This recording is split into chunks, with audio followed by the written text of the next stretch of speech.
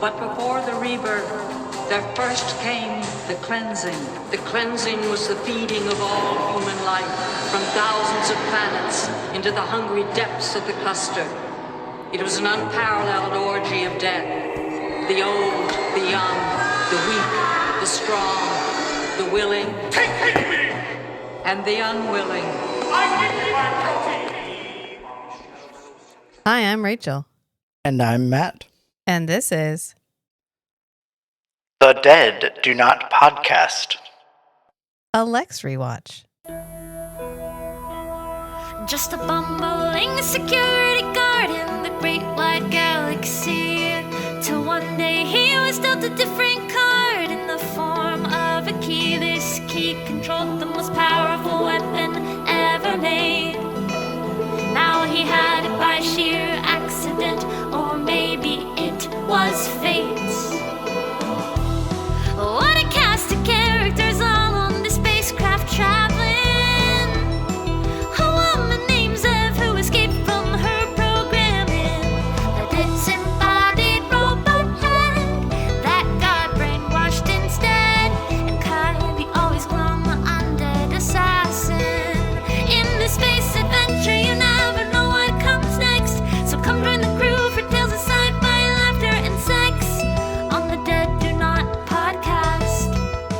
Watching Lexx.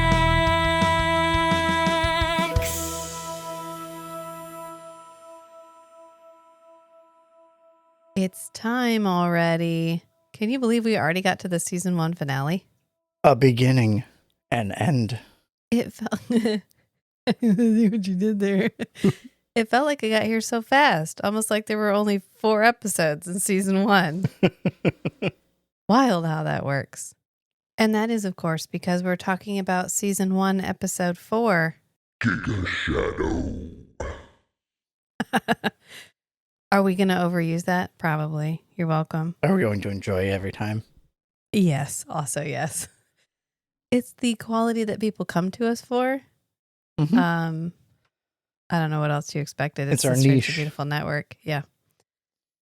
So this was an interesting episode. Remember how we had the cute episode where they had to escape and there was the protein bank where a bunch of people got killed and there was organs and mini saws cutting out organs and people were getting decapitated and that was an overly dramatic spy rebel Astro who B used heretic. his eye Odin. for invisibility. Yeah, and then we had the cute episode where we found the planet where everyone was dead except for the hologram of the Poet Man, and Giga turned off the stabilization system and destroyed the whole planet. And then we had the really fun episode where Rutger Hauer and his buddies were all possessed by worms, and they ended up killing most of their friends so that they could turn them into a distillation of nerve tissue and then drink it. And then, they go, yeah. And then they come to Giga Shadow. And guess what, y'all? The entire human race has been killed by the Shadow. The entire human race in the light universe. Yeah, the human race in the light universe is completely depopulated. We don't discuss whether they made sure that every single planet was completely cleansed. They just specify that when the last human on the cluster was killed. Right. And we know there's at least 2 people who were not killed. Plus maybe At some least. giant people. So maybe the entire 20,000 planets or 20,000 planets isn't dead. Just most of it. Just most of it. Yeah. Billions and billions and billions of people. Probably trillions and trillions and trillions of people. All dead. Well, we've been fucking around in the dark universe. It's not been a picnic over in the light universe. So we open with our recap, our Lexx recap, but they give us a nice little foreshortening because we actually do the Lexx recap and the credits all at the same time.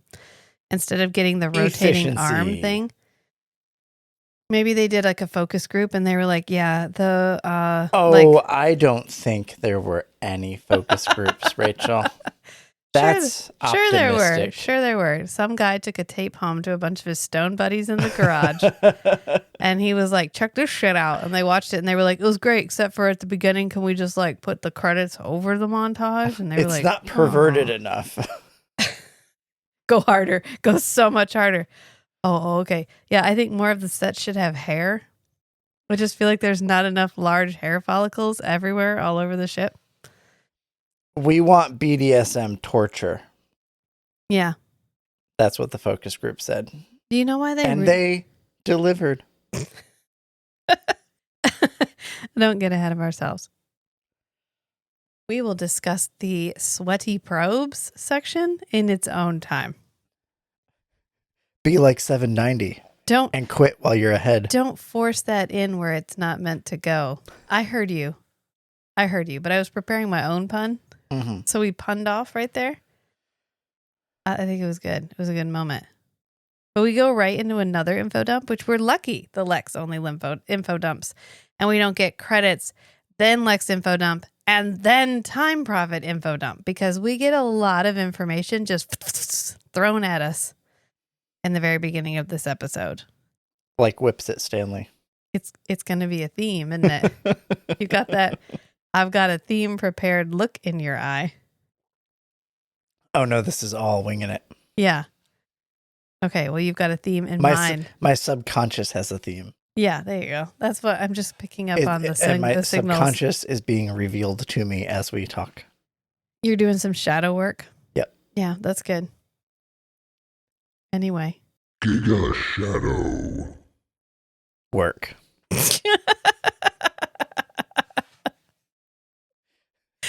I'm so glad you're not sitting next to the button.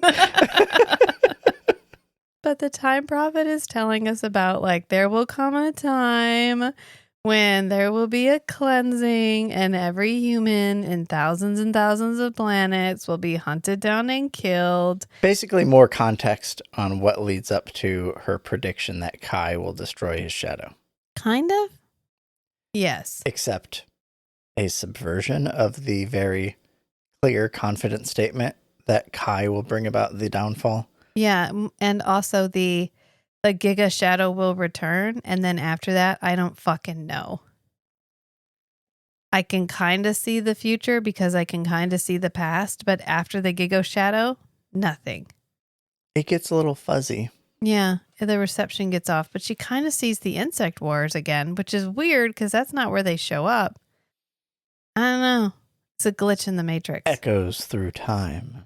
Yes. Echoes of previous universes. No, I Okay. got it. Yeah, thank you. Thank you. And then we find out that when Kai killed the shadow in the first episode, and we were all like, oh yeah, no, he killed the shadow. That's all done. But the divine predecessors are just lingering like obnoxious little brothers that live in the basement and you can't get rid of them. Oh, no.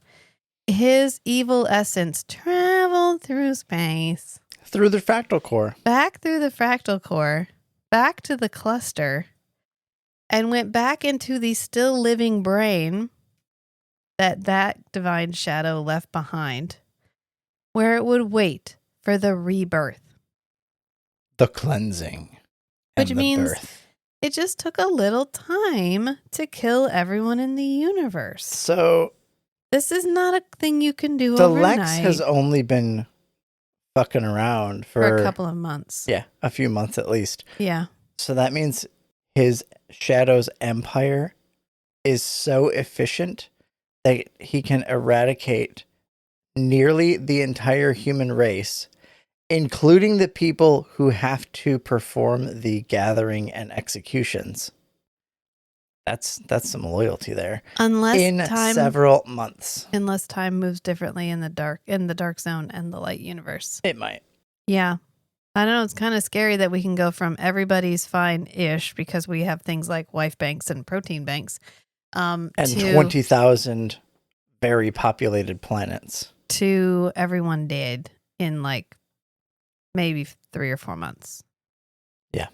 The only real timestamp we get is it takes them a couple of weeks to get to Klagia. But other than that, we don't get a good timestamp. And the most important thing about everybody dying is that their flesh is getting liquefied and fed to the Giga Shadow to fuel its rebirth in, quote, an unparalleled orgy of death. They have a way with words. They do. And then we get this clown cart thing. It only shows up once. It has no like we could have come up with why? Why did we include this except to be so fucking creepy? It's like a death Roomba. And it it has a clown face.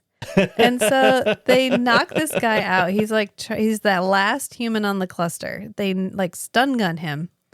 He falls down. The clown cart drives over top of him. And spits the bones and out. strips all of the flesh from his bones and spits them out the back end.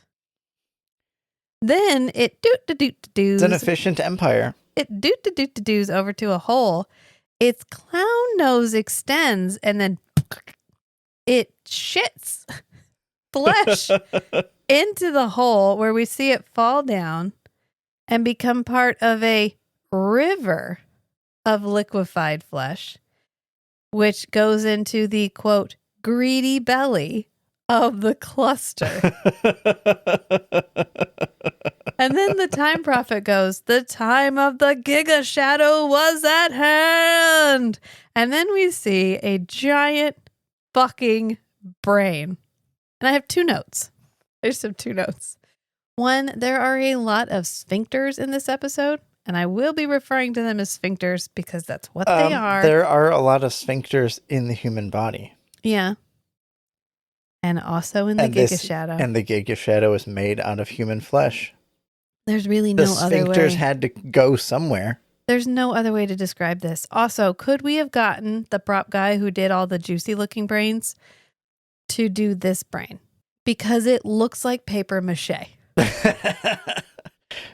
Maybe he wasn't available. The amount of dedication that we put into glazing literally everything else so that it looked like actual flesh.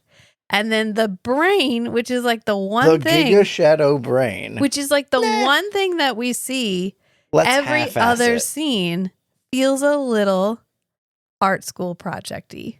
It was a choice. That's all I'm saying. Yeah. Because like the river of flesh, that whole section, like the channel that it's rolling Maybe down. they didn't gross. expect to have to use the brain scenes so much. I guess. I don't know. Maybe it's supposed to look dried out. Maybe it's been sitting there so long. It's like millennia old. Maybe you would look like paper mache if you were millennia old too. I don't know if this human brain is millennia old. No, this is the giant Giga Shadow brain. Right. It's huge. It's big enough. It's bigger than but I think all it's of been Malcolm growing. McDowell. I guess if the Giga Shadow has been growing for multiple thousands of years, then yeah, it could just be old and dried out. It's just that I know we can do better because I've seen how slick and moist everything else looks. And then there's the brain. But we're not actually done with the info dump. You thought we were done? We're not done. Because now we get to talk about the 8 clerics who are the only ones left and who get to oversee the ritual to wake the Giga Shadow, which they've been waiting to do for millennia. And there's 7 people and Malcolm McDowell. So who do you think is going to survive this? I don't know. Weird choice to just throw him in like as an expendable character. It would almost be better. It would almost be better if they had done like 8 semi-famous people. So you had no idea who was going to survive. Because as it is, you're like, oh, there's he coming back. Yeah. Like Brad Pitt in Deadpool 2. Yeah. But he didn't come back. He literally just died. Oh, yeah, he just died. Yeah. Yeah, but you didn't think he was going was the to. gag. Like, it would have been in it, but it's not. And it's just going to be exactly what you think it is. It's fine. This is the 90s. But we get more voiceover, and the time prophet is like, the fear of the shadow had infected humankind, and seeds of doubt had taken root in the most unlikely soil. Hint, hint, Malcolm McDowell. AKA. No, most of them. Most of the clerics. Some of them, but not all of them. Right. Yeah. Most of them, though. And then we get our first, the Giga Shadow is the end, and it is the beginning. Hope you like that. Could go hear it again. And then one of the clerics steps up to the head crunching machine. I don't know. Like, there's literally no other reason that this thing is sitting there. And he's like, I give my life.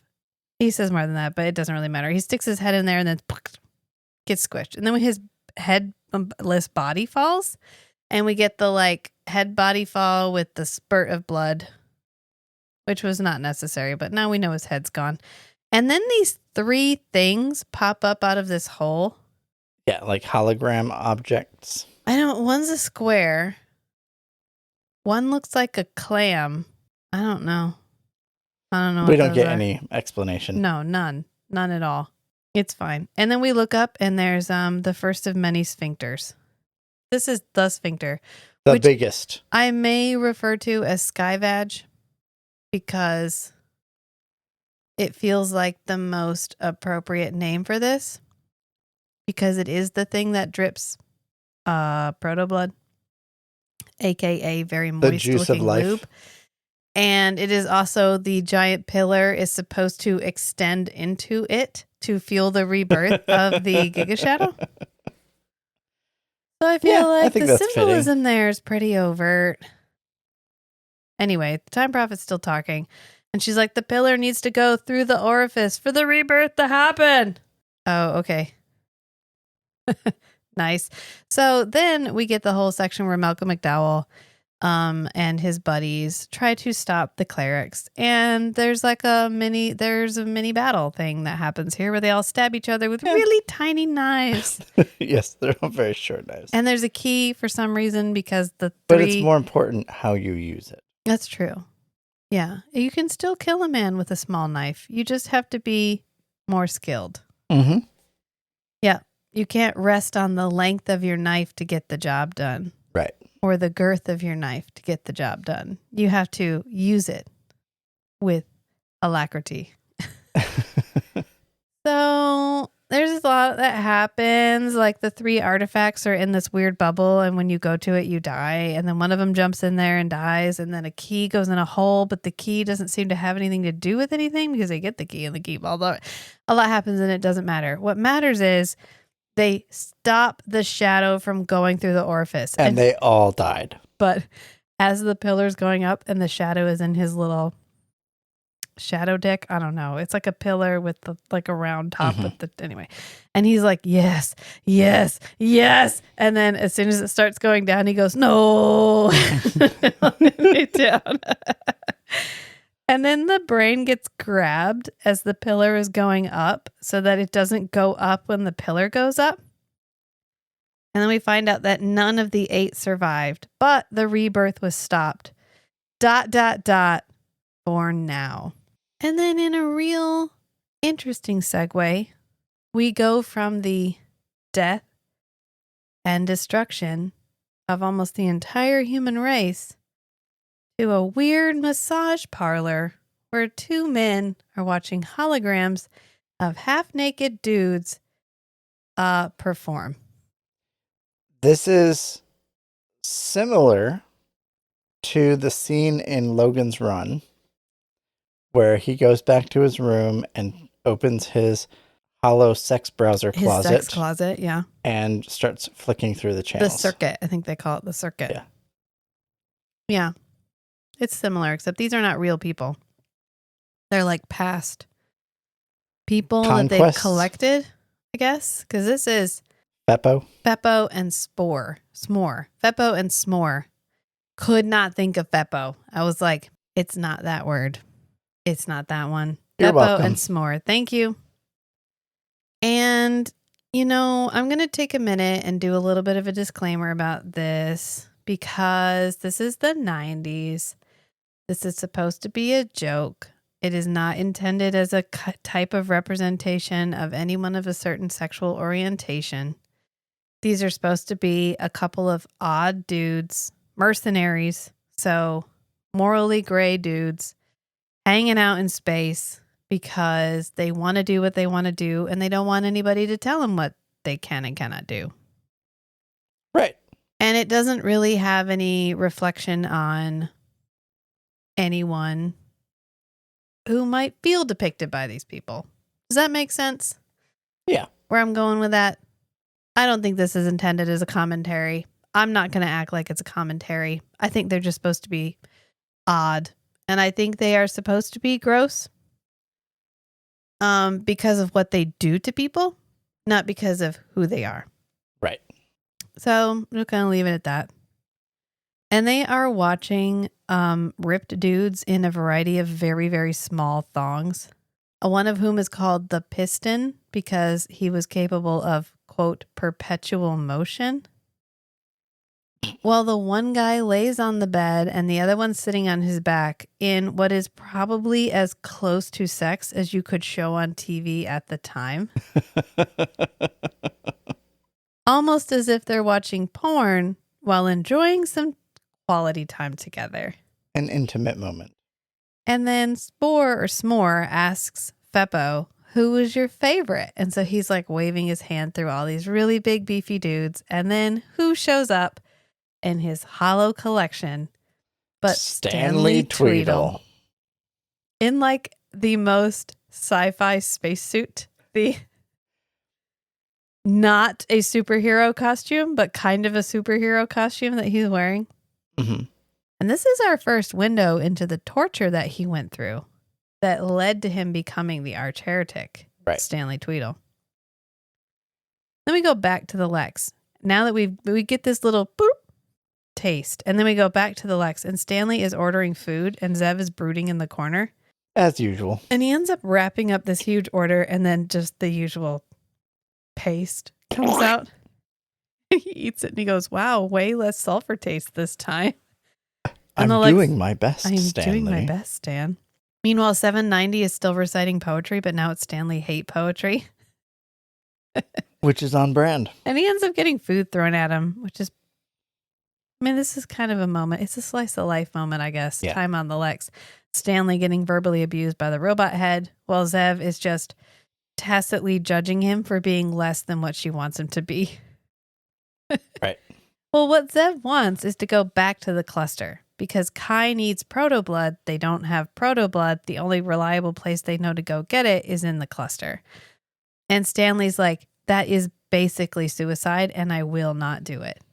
And I don't know how many times I need to tell you this, and I'm really sorry, but Kai is meat in a freezer. He's dead. And I am alive. And if you need a man that badly, here I am. And then he keeps shooting his shot. He dramatically eats a handful of goop and then goes like, like I chews it really grossly. And it's Zev storms off. She's like, ugh, gross, and leaves. And 790 goes, Stanley? Oh, man. And this is when Stanley finally reacts to 790's taunting because he turns and like bares his teeth at 790. This feels like actually there's a lot of Stanley character growth in this episode. Mm-hmm. In a believable way that you would think Stanley would grow. Yeah, like I would say that. He doesn't become the hero, but he becomes the hero you think Stanley would become if he was trying to be a hero.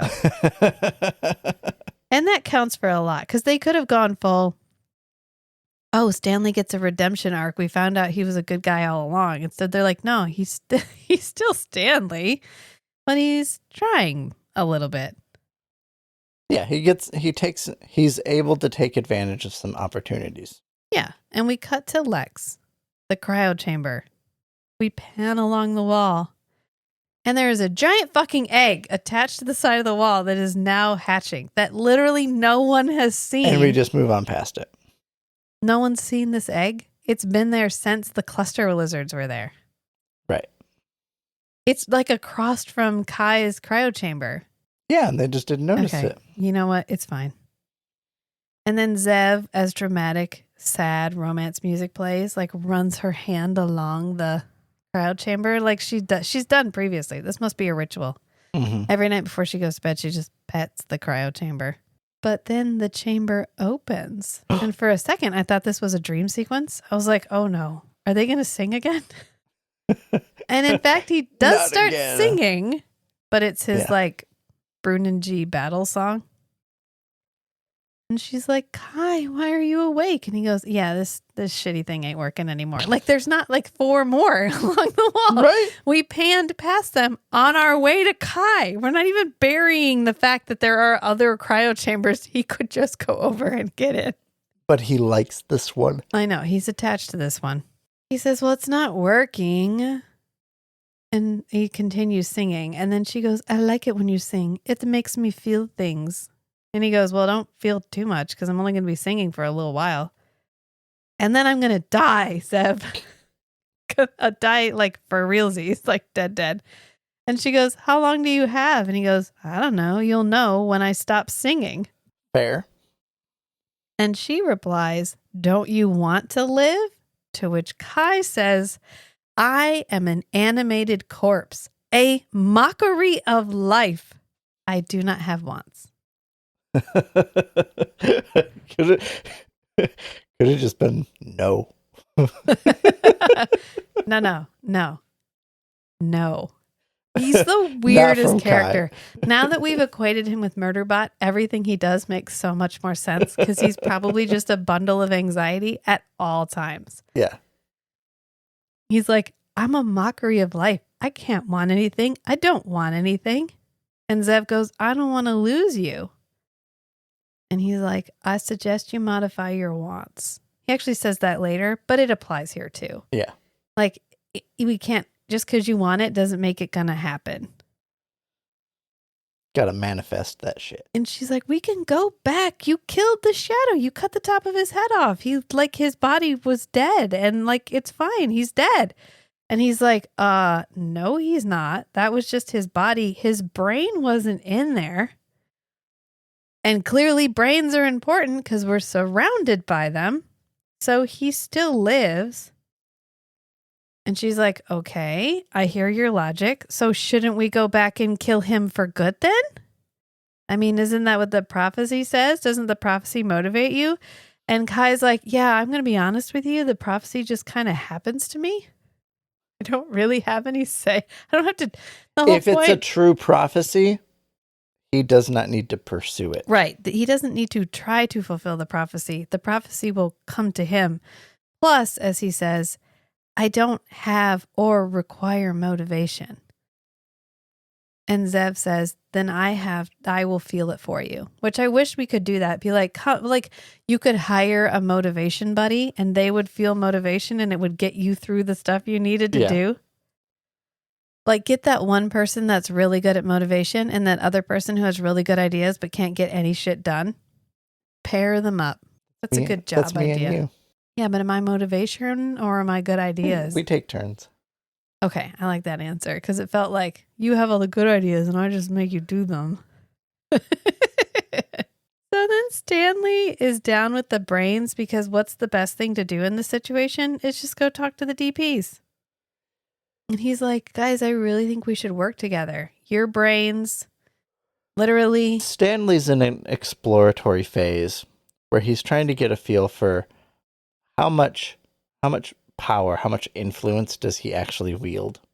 This is the first time he's been empowered in any sense of the word. Yeah. Except when he was a traitor and they gave him like a free pass for like 5 years. Right. And that's the last time he felt like he had any kind of control, any level of control over his own life. And now he has a lot of control over his life and he has no fucking clue what that means. Right. Like you can't just tell a child to play. They don't intrinsically know. You have to like guide them. Right. Play is a fragile thing. Yeah. And you can't just do it on demand. Although Alan Watts has a whole thing about that's what artists are good at is Play. they can play on demand. Oh. That would make sense. Like creativity is playing on Like demand. the people who become good, like great artists, or just people who just do things creatively. Yeah. Can say, okay, now I need to exercise this thing, but I've practiced it enough. I know how to get into that mental state. Right. But a child, if you just say play, they freeze. Right. Yeah. So Stanley is trying to convince the brains they should work together, and the brains are like, yeah, whatever. You got assaulted, like SA'd, sexually assaulted, because you trusted the wrong person. And then we get the flashback where Stanley is, first he's talking to himself because he's like preparing a speech about how he deserves the opportunity to go to the pleasure ship, the Celes pleasure ship, because he's got lots of free time and there's women there and everybody deserves to have some happiness in their life. And then he actually gets to where they can talk to him. They call him and he gets to start his speech. And then they're like, oh my God, there's something behind you. And he's like, no, it's me. I'm Assistant Deputy Courier Stanley Tweedle. Oh, but no, there's a shadow ship behind him. He gets knocked away. And then he ends up adrift and losing oxygen.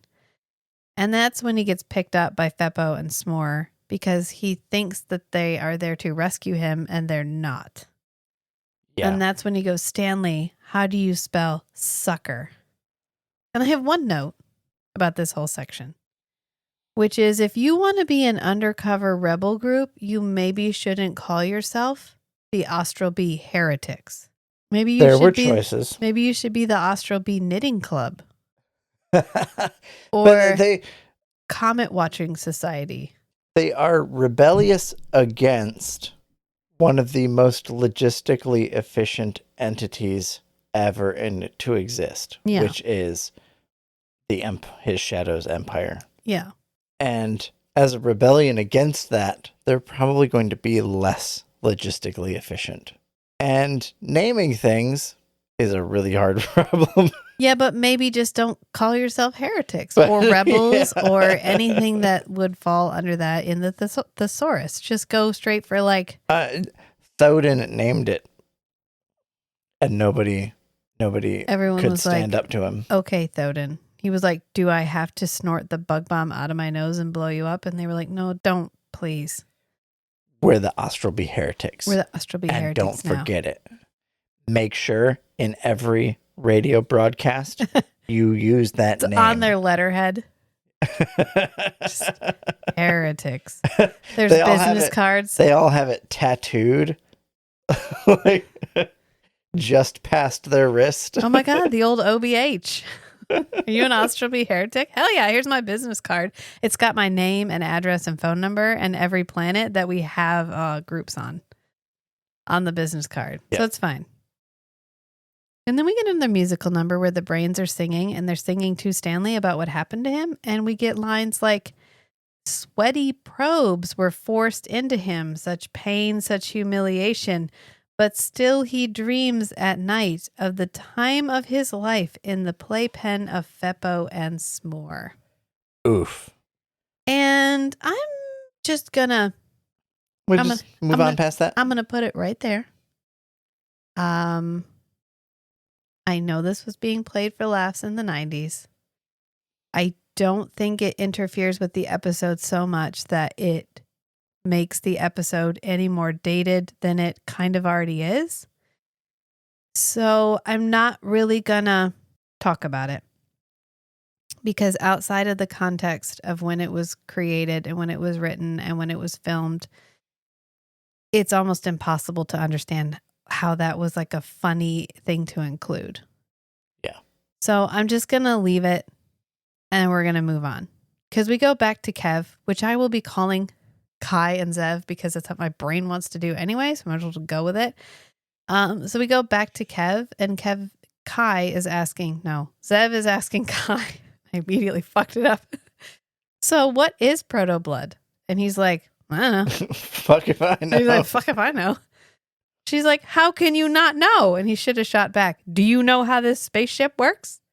What kind of propulsion does it have, Zev? You're just in it. You just use it. You don't think about how it works. Come on.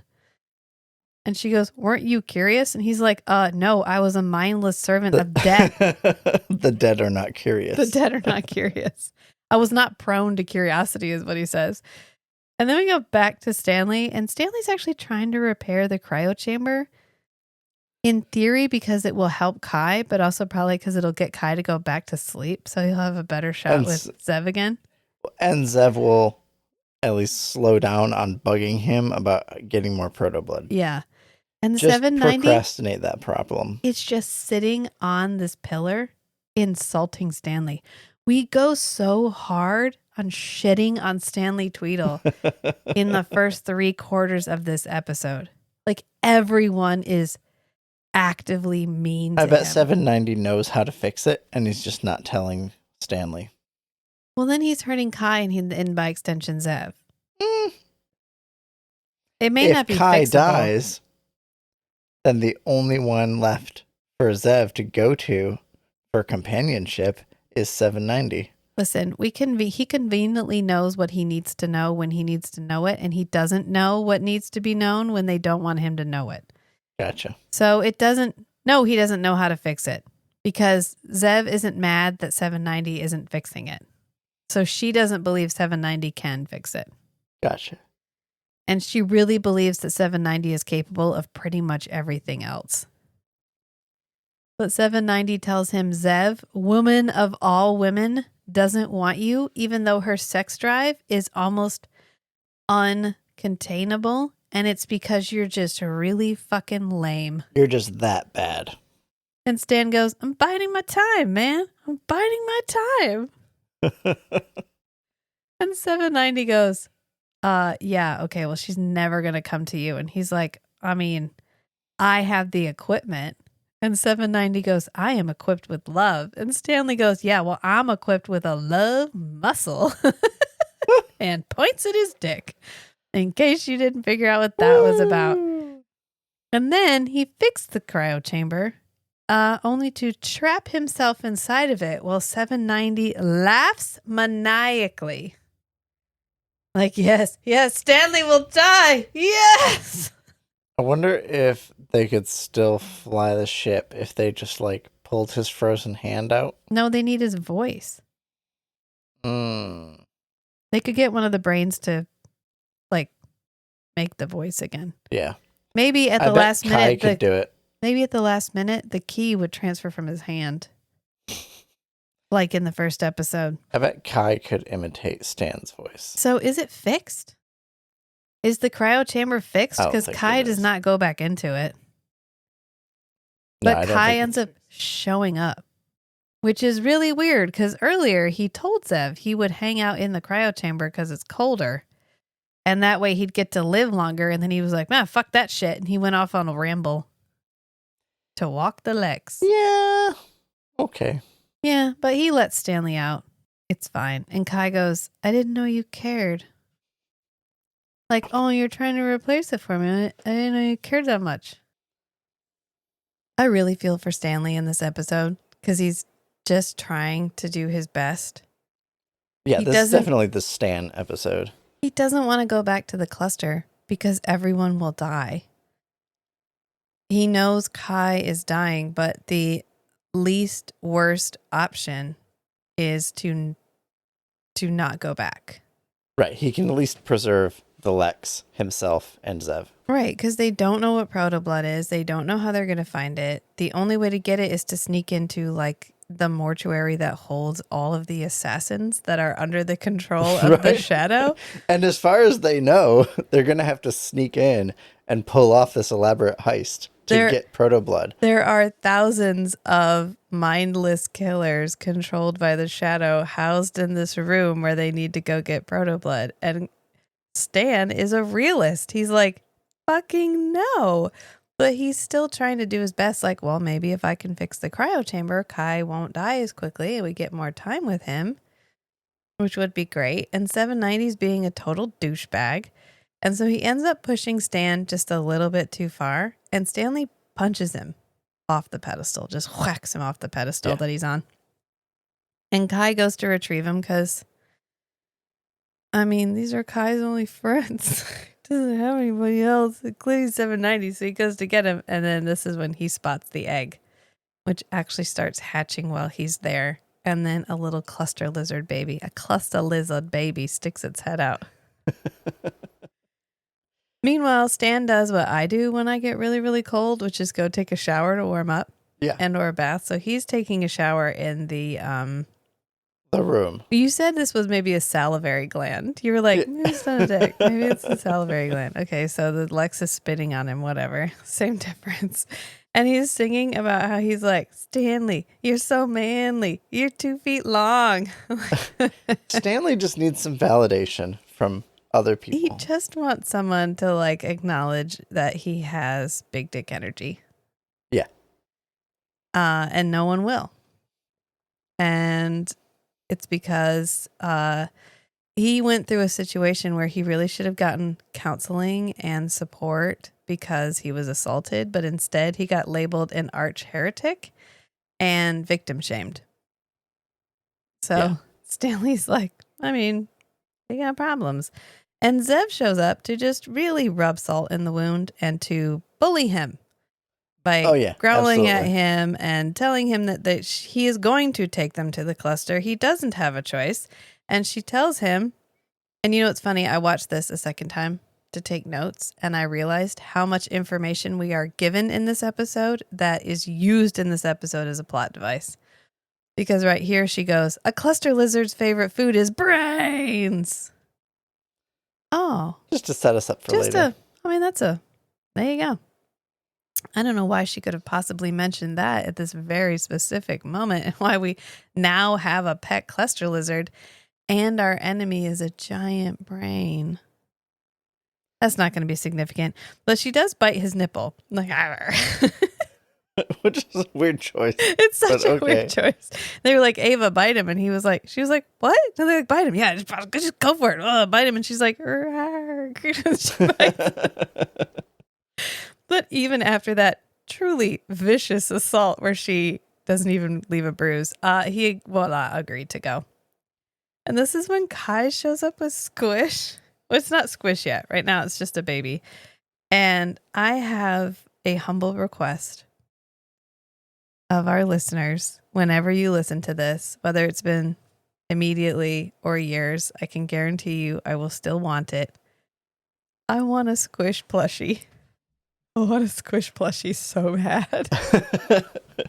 Do you want the puppet version? It doesn't have to be a puppet. That's not required. I just want a plush of Squish because this is my favorite character in the series so far. And Michael McManus does a really good job of wearing this puppet thing where there's a fake Kai arm on the outside, but Michael's arm is inside of Squish. It's so good. Has it moving around and snapping at things. And Oh, it's so good. So I good. like Squish so much. And he goes, want to hold it? And Stanley goes, yeah, on the end of my fork. And he goes, it's just a baby. Don't you like it, Zev? I was hoping you'd like it because, you know, you're part cluster lizard. And she's like, no, I don't like it. It's gross and I hate it. And he's like, oh, I thought you'd help me think of a name. And she says, if it comes near me, I'll give it a name. And he goes, oh, yeah. And she goes, Squish, which is what I'll do with it. And he's like, oh, okay, Squish. That's a good name. I'll call it Squish. And apparently Squish has imprinted on Kai. So it thinks Kai is his mother. Which means that cluster lizards are a social species and the mother cares for them after they're born. Yes. But the mother was killed. So... by Kai, probably. But then Kai kisses it on its little forehead. Just goes... Which side is the forehead, though? Because I don't think they have eyes. No, it has hair. So they give us hair so that it has an orientation. It has like tufts on top of its head. Yeah. And several times to maneuver the puppet, Kai grabs the hair and moves the hair around. But the hair is the top. So we do get like this is its little forehead, not its little chin. So he kisses it on the little forehead. And Stanley smiles, but as it turns out, it is not because he thinks that that's as adorable as we think it is. It's because he immediately takes Squish down to the DPs and is like, how do you like me now? I got a thing that will eat you. And they're like, fine, we'll sing a song about how awesome you are. He's about to coerce some external validation. Yeah, he goes full Lin-Manuel Miranda and composes the Ballad of Stanley and then gets the DPs to sing to him about how awesome he is and how they will kiss his ass and how he's the best. And he dances around really awkwardly, but endearingly, Yeah. I would say. And while he is engaged in this truly plot-driving character building. He's character building yes. right now. Kev is trying to crack the protoblood code by running the protoblood into a screen, which is the thing that you can apparently do. Apparently. And it will apparently show memories, which is a thing we now learned. But only if Zev is massaging Kai's temples. Which, is that necessary, or was he like, this will go a lot better if you put your hand on my dick? We need some pumping action. I need to concentrate. Because Touch it's me. protoblood. And my heart doesn't function the same way. Right. I got to get it flowing. There's only one possible way to do this. Touch me. But stuff happens on the screen, mostly flashes and giggles, which is really weird. And then Zev is like, "Oh, what was that?" And Kai's like, "There's many memories after inside me." he gets the memories from? He got the memory in the first episode when he got his memories back. First memories. He says, "When I got my memories back, I got some baggage. Okay. I got some other stuff with it." And apparently even the shadow goes to the Time Prophet. Like, where is the Time Prophet? Someone describe. I thought the Time Prophet was a Brune and G thing, but apparently the Time Prophet is like a anybody thing. The DP that he got the memories from maybe had memories from other Brune and G who met the Time Prophet. No, it's the Time Prophet. I mean, it's the shadow. The shadow's wearing the shadow outfit. Oh, talking to and the she's like, Time "Yes, Prophet. Divine Shadow, what do you want?" Like, it's very specifically the Divine Shadow. Well, I didn't know if it was Prophet. like when they were when Stanley was going through the slices of humans with memories. Oh. And like those Brune and G had gone to the Time Prophet, but then the Time Prophet was like, "Stanley, Oh, yeah. listen." No, it's not. It's actually talking to the shadow. Okay. And maybe a little bit also talking to Kai, but kind of also talking to the shadow. Because the Time Prophet, the guy at the shadow, the shadow asks the Time Prophet, am I going to be a good shadow? Like, am I really going to get killed by the Brune and G? Like, is that really going to, I mean, come on, TP, work with me. Like, is this how, and she's like, yeah, no, the Giga shadow will come, and then literally I can't see past it. Like, I see a flash of the insect war, which is really weird because that was a long time ago and it's already over again. But I'm getting a flash of it after the Giga shadow. But I don't know. But the thing that I'm most afraid of here, Shadow, I'm going to be honest with you, is the death of all humankind in the light universe. And the Shadow's like, "So you're saying I'm going to be good at my job?" I'm a great shadow. Yeah, I'm a great Shadow. And then pretty soon the Shadow starts talking through Kai. Yeah, and like so he'd she's awoken like, the memories too yeah. much. And so Zev can talk to the Shadow, but she's talking to Kai. And he's talking, but we get the voice from the Shadow from the first episode. It's kind of cool. And she's like, "Do you know where protoblood comes from?" And he's like, "Meh, no. My technicians take care I of don't that. know. It comes from the Giga Shadow." And she's like, "Okay, well, what's the Giga Shadow?" And he goes, "It's the end and it's the beginning." I mean, God, Duh. I mean, we've said that like 5 times already. But I don't know like what it is. It's just the end and the beginning. Come on, it's the Giga Shadow. And then Kai It's ends like up, happiness. What is happiness? I don't know, man. Like, it's just a thing. You feel it, okay? It's a process. It's not always- an item. It's not a place. I like to think the Giga Shadow lives inside of all of us, just like we live inside the Giga Shadow. But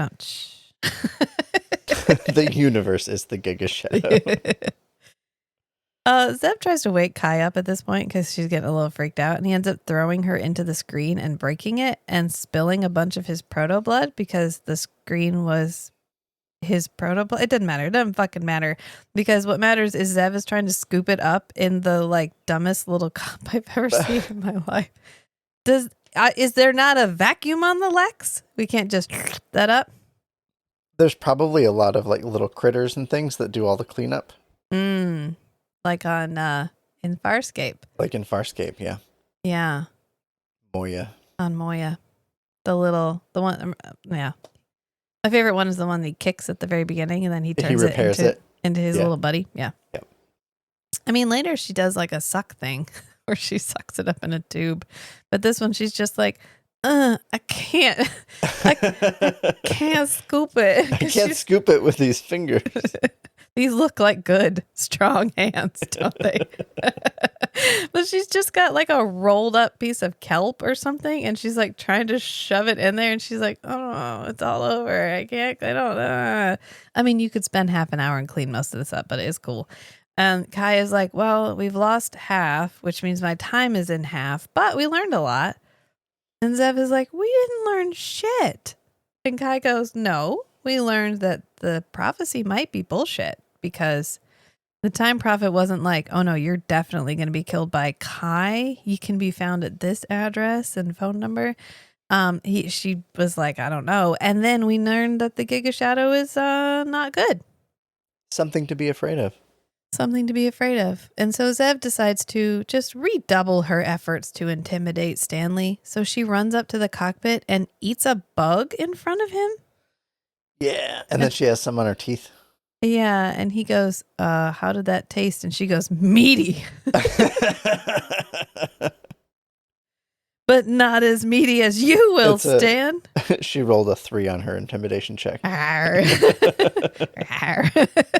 She really did. And Stanley's like, do you know what I've been through? You think eating a bug in front of me is going to get me to take you back to the cluster? I don't think so. I look like a pushover, but I've been through some shit. Yeah, I've been through shit. And the fact that this is the traumatized version of me that comes out when I'm stressed. And the fact that I'm still as well adjusted as I am is a testament to how strong I was in the beginning. So, I mean, eat the bug. She ends up spitting it out like, oh, that didn't work. God damn it. I don't know why eating this. What was it made of? Why does everyone in this, why did they make these actors eat so much weird shit? You know, they went to work every day like, oh God, I hope it's not me today. But Zev tries another tactic because that's not working, called crying in front of a man. The nuclear option. The nuclear option. But she says, I never wanted to live. Then she says, my eyes are making water again. Oh, poor Zev. Because she says, because he's like, those are tears. Like, what the fuck is wrong with you? And she's like, I grew up in a box, Stanley. You know what this reminds me of? This reminds me of the main character from Goblin K-drama. Oh, okay. Where every time something comes up, eventually he's like, what's with you? Every time it's some kind of sob story. Yeah. About how horrible your life is. Like, okay, you've explained it before. I get it. You know what would not be a sob story? What would make me feel a lot better? $5,000. And in Zev's case, it's going back to the Costa. You know what would make me feel better? You know what would make me want to live? A bag of protoblood. Kai's dick. So then she explains that actually Stanley and Kai are the first two real people she has ever interacted with at length, because growing up, everyone was a hologram. Except, I guess, her almost husband. Well, I think what she means is you're the first two people I have gotten to know, because she could have been like yoinked out of the wife bank, dropped in the church, and then he showed up. Right. And was like, you gross, not that one, get me another. And then she got sent off to die. Right. So that was her whole life. So she is as fucked up as Stanley. Everyone has baggage, okay? Kai's murdered on the order of thousands of people.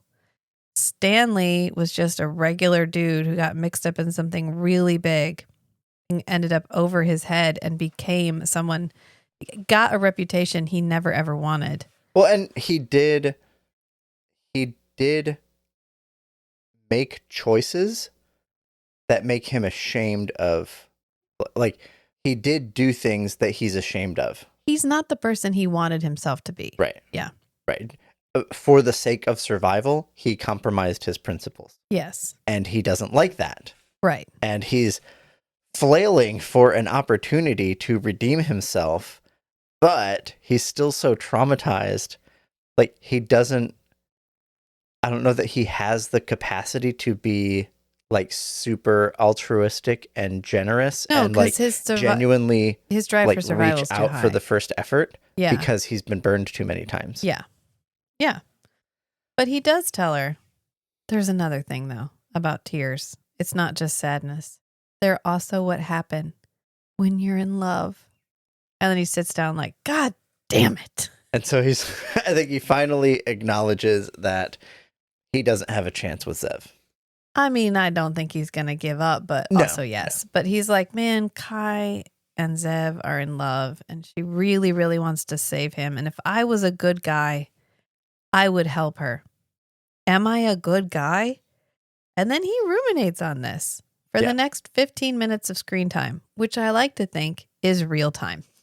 That's how long he thinks about it. It just takes him 15 minutes. Well, he's thinking to himself. He's repeating all the things that she said to him. And then he's thinking to himself, like, admit it, you're a coward and a traitor. And then it's like, okay, but is that who I want to be? That's who I am right now. But is that who I want to be? And so he stands up 15 minutes after she comes in to cry because that was the nuclear option and it worked. And he goes, Lexx, we're going back to the fractal core. And Lexx goes, okay, Stanley. And then this is the first. We just turn around Wait. 180 degrees. I know. Wait. Then he gives the Lexx another name to call him, which is the first of many epitaphs that he adds to his name in this. And finally, it's like 5 minutes long of like Stanley, he who will like go to the end for his friends and who will save the entire universe. I'm not going to put them all out there, but I loved each and every one of them. So just so you know. And then luckily they're like 10 fucking feet from the fractal core. Like all this time they've spent traveling, they just turn around. They're like, oh, is that it? Oh my God, it's like right there. And then all of a sudden Kai and Zev they were waiting off screen. Well, they were literally standing there like eating Lexx goo while Stanley was laying on the floor, standing up and looking out the window, walking around in circles, listening to his own inner monologue about how shitty he is and how he needs to help. And then he's like, fucking fine. So he gets up and is like, to the fractal core. And they both like pop up and they're like, let's do it. Here's what they needed in between the, okay, Stanley, like, Lexx, we need to go to the fractal core. Okay, Stanley. And then we need a break before everybody shows up in the cockpit. Maybe there was a commercial break there. And in my head, it's like the SpongeBob thing. 5 hours later. 5 hours later. Yeah. Or, but not though. 2 weeks later. No, they're not, but not though. They're like, they're just like, okay, let's go. That's it. They all pop back up. It has to be a short time frame because Kai is dying. Running. Yeah. Yeah. Like he just lost half of his protoblood. They wrote themselves into a corner where they don't have time for them to travel back to the fractal core. So they were just like, they're still at the fractal core. While we were watching, I was like, the fractal core isn't a place. It's an idea. And oh, look, there it is. You just have to think about it hard enough. And it pops up. Or it's like a turn in a higher dimension. Yeah. Like you rotate 45 degrees through a fourth spatial dimension. And boom, there's the fractal core. Right. And remember how it was really hard to get through the first time and it erased half of Lexx's memory and it was really traumatic and they weren't sure if they were going to survive? Fuck all that noise. You could just go back and forth through it like you're heading to Walmart. In my head, it's the first time the Lexx was not prepared. It was unshielded. It did not protect itself properly. But then afterward, it was like, oh, I lost most of my memory. I know what happened. I know how to make sure it doesn't happen again. So now we can travel through the fractal core without damage. Yeah. Okay. I love how much grace you give these old shows. Like, I love how in your head, there's an explanation. And in mine, I'm like, okay. Like, I don't care. It's fine. It's like heading to Walmart I now. know enough physics. I can justify anything. Yeah. And I don't need a justification. So it's good. It works. It works for both of us. But Kai Oh, or sorry. Zev. You know what? It's because they're both 3 letters. It's because they're both 3 letters. So Zev is like, relax, Tweedle. You're alive because they made it through the fractal core. And then she looks over at Kai and goes, good work, Kai. What did Kai do? Good work, Kai. You were so good at standing there while we went through the fractal core. And then he goes, poof. There must have been a deleted scene that was like Sure. intermediate with the fractal core stuff. I think he guided them through it the first time. Or because he... Well, it was 790. Yeah. With the tooth. Yeah. With Stanley's other tooth. Yeah. So... Which was a list of safe planets, by the way. Or no, it was a list of coordinates. It was a location and instructions and like a navigation path to get to a place that was safe from the shadow. I don't know. Kai's just doing a really good job, okay? At whatever it is he's doing until he's like, I am dead. And he falls over. And she's like, oh no. So she goes over and shakes him and he goes, ugh, protoblood failure. Which just reminds me more of Murderbot. I know. System shutdown initiated. He goes, like, if he gets too damaged and somebody talks to him, he has these canned responses. Yeah. Like, this unit is operating at suboptimal conditions. You can return it for replacement. Shut up. please abandon this unit and submit a form for reimbursement. Yeah. He's buffer. So they all go through this sit in this asteroid field. They go and sit in this asteroid field of rubble, which they're just like, yeah, sure, there's rubble here. Of course there's rubble here. Maybe it's the rubble from the planet that they blew up the first time around. Oh, yeah, the outpost that was right next to the fractal core. Yeah. Yeah. And that's what this is. There's now a band of debris around the fractal core on the late universe side. Yeah. And then Kev and 790 are getting into a moth to take off to go back to the cluster because they're not going to take the Lexx all the way back to the cluster, but they will take a moth. Which can apparently travel interstellar distances. Yeah, and apparently even 790 knows about Feppo and S'more because he makes a joke to Stanley about it. Does everybody I don't know how 790 would have known about that unless... Because 790 knows what it needs to know and does not know what it does not need to know. Yeah. I guess if 790 was part of like the security infrastructure in the cluster, he might have had information on. He might have had information on like all criminal records, all the designated data cooperators. Well, to make it more plausible, we just need to remember that right before all of this went down, Stanley got escalated to a high priority fugitive. That's true. So everyone might have gotten a download. Yeah, it might have been loaded into everybody's, all the security robots' memories. That's fair. Yeah. Yeah. And so he could have gotten the whole background of Stanley and how he got into the cluster and the shadow stuff and designated data cooperator and all that. I mean, I think that makes sense. As much sense as anything does. Yeah.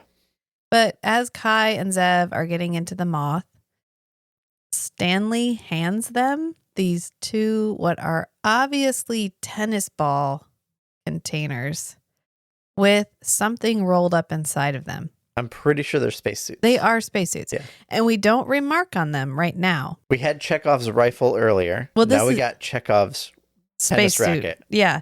Well, this is like where this is another moment where they're like, here's a bit of information that you don't need right now, but you're going to need it soon. And then he hands it to Zev. Yeah. Because Stanley's not going to go with them. Because he doesn't want to go back to the cluster. He will take them within range. They are adults. They can make the decision to go for themselves, but he is not going to go. He's going to stay on the Lexx. He's wanted on the cluster. And she's like, are you sure you don't want to go back? I'm sure they would love to have the arch traitor come home. Maybe there's a candle burning for you outside the protein bank. And he goes, well, then blow it out. I don't want any of that. Gross. I'm not going back. And then this is another note for the future. She goes, don't contact us, Stan. I'll contact you. Like, I'll talk to you. But remember, don't talk to us because signals can be traced. Okay. Note for later. Which Aye, Captain. I was surprised at Zev's level of like mental preparation for this, for like a secure like heist kind of thing. Yeah, considering she didn't even know what tears were. I mean, It may just be common knowledge stuff. Like, don't send a signal. People can figure out where it's coming from. You're trying to stay hidden. This is just a reminder because I don't trust you, Stanley, to have Right. basic common yeah, knowledge. I think a lot of it boils down to Zev doesn't trust Stanley Yeah, to act in the group intelligently. interest. Yeah. Yeah. Everybody knows that Stanley compromises for his own survival. And Yeah. Kai is like, watch Squish for me. I'll be back later. And then we find out Squish just gets to wander around the ship. Well, Squish, yeah. Yeah, the Squish is not contained in any way, shape, or Right. form. A carnivorous, brain-eating worm is just free to roam about the countryside until it latches onto the moth and takes off with them. So Squish and Kai and Zev are headed off to the cluster. Stanley is staying with the Lexx to keep the Lexx safe, ostensibly, And to come get them. and to come retrieve them whenever they are ready, whenever they've gone and found the protoblood. And that's kind of where we split the party, and that's where really the second half of this episode starts. So I feel like this is a good moment to break it. Because when we come back, shit's about to get weird. You thought this show was weird? Oh boy, howdy. You haven't seen nothing yet. So I think this is a good place to leave it. Yeah. Yeah, I think this was a good setup. This was our most complex, sort of meandering, but also important setup that we've had for an episode so far. We've dropped a lot of pieces have been put down on the board, Yeah, ready to be played. they're putting a lot of stuff on our plate that we don't know is for eating later. Yeah. You're just like, why did you tell me about the signals? I don't fucking care. Of course, the cluster lizard's favorite food is brains. I don't know, whatever. Why is that going to be significant? Okay, it will all be significant when we come back, which I think is great because sometimes you get these lines and then there's no payoff. Right. We get a lot of we get a lot of tying up loose ends. Yeah, somehow with everything that they were doing, everything sort of comes full circle. Sort of. Yeah. From the first episode to the last episode. The middle two episodes, nothing. Just wild space shenanigans. Yeah. Yeah. But that's okay. They were character building. They were important. They gave Kai a chance to use up his protoblood so that we would have to go back and get more. Yeah. Create a sense of urgency. Exactly. So I think, yeah, I'm gonna leave it here. You can follow us on Instagram. We are getting ready to go on a big trip. I'm gonna attempt to have a bunch of episodes recorded so we don't have a gap, but stay tuned. Check us out on Instagram or on Patreon and keep up with if we are gonna have a gap, I'll warn you. So I think we just leave it there. Yeah. Oh, I guess I could tell you where we are on Instagram. At Strange and Beautiful Network on Instagram. So I worship his shadow. May his shadow fall upon you. Until next time, friends. Bye. Bye.